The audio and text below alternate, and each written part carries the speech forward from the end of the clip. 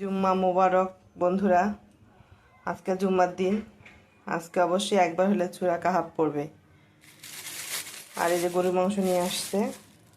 এখন জিনিস এত দাম যে 1 কেজি গরুর মাংস বা 1.5 কেজি গরুর মাংস রান্না করব, সে সাহস পাই না। এর অর্ধেকটা আমি রান্না করব আর অর্ধেকটা রেখে দিব।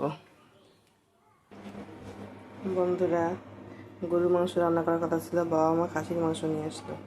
এখন দেখো মানুষের কীরকম রেজেক।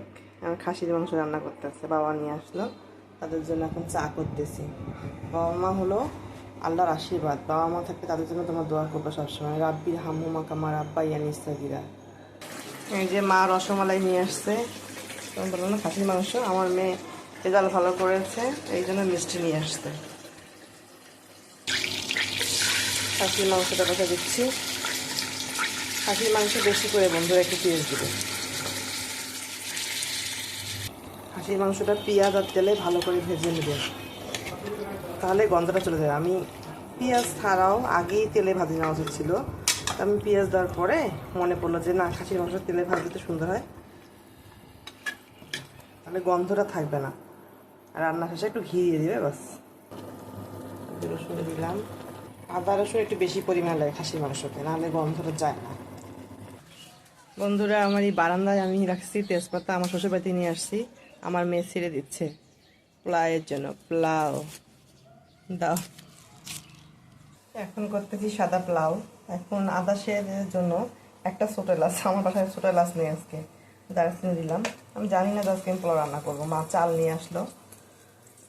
বন্ধুরা, খাসির মাংসের এই সিনাগুলো তোমরা কারা কারা পছন্দ করো? আমি কিন্তু খুব পছন্দ করি।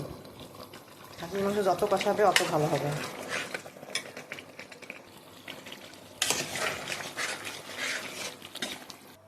এখন রান্না করব সাদা পোলাও।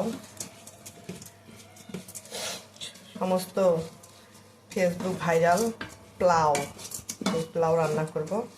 চালটা যে এত সুগন্ধ বেরোচ্ছে বন্ধুরা, তোমাদেরকে কি বলবো।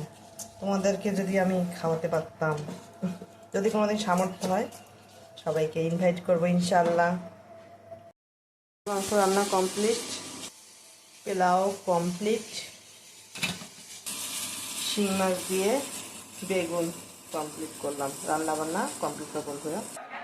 জুম্মার দিনে যখন এই যে এরকম সারিবদ্ধভাবে নামাজ পড়তে যায় বন্ধুরা, তখন এত ভালো লাগে, মনটা প্রশান্তিতে ভরে যায়। এরা যেন আমাদের জন্য দোয়া করে, আল্লাহ তাদের দোয়া তুমি কবুল করে নিও।